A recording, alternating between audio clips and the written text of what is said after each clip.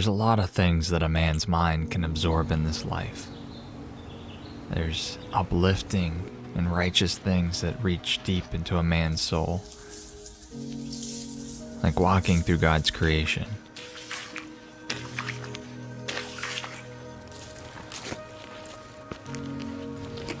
Or even seeing the most intricate design in the smallest creatures.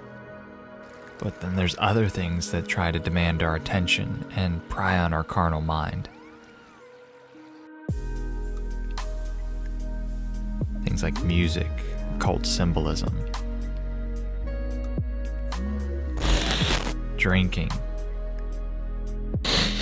partying, end times, and the collapse of our world. And I realize that our mind is a sponge to these things, almost like a clean white canvas ready to be painted with the imagery that we take in.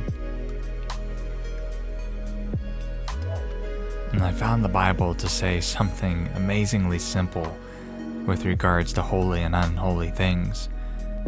The prophet Haggai said, "If someone carries holy meat in the fold of his garment and touches with his fold bread or stew or wine or oil or any kind of food, does it become holy?"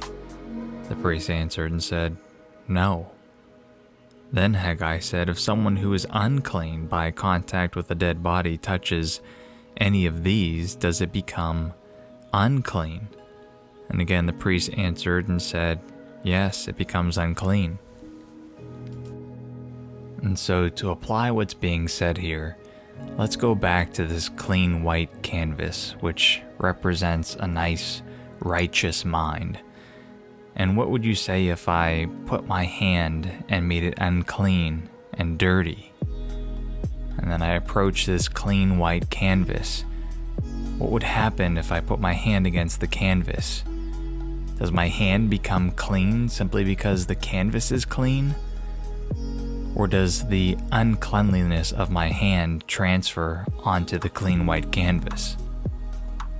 I think it's pretty easy for us to visualize that uncleanliness spreads very easily and not vice versa.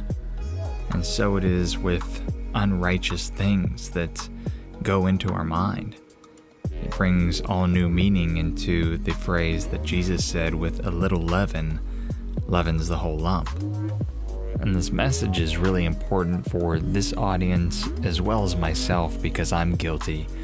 Our carnal mind loves to figure out what the elite, what the occult are doing, figure out their symbolism, figure out their next plans.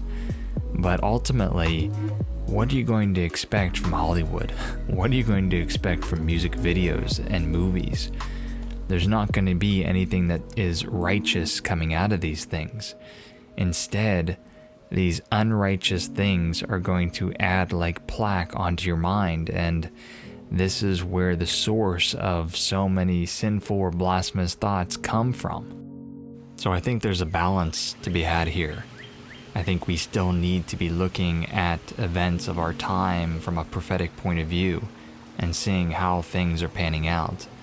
But at the same time, for those of us who have already been enlightened to the ways of Hollywood and music videos and movies, there's really no sense for us to dig any deeper into those things.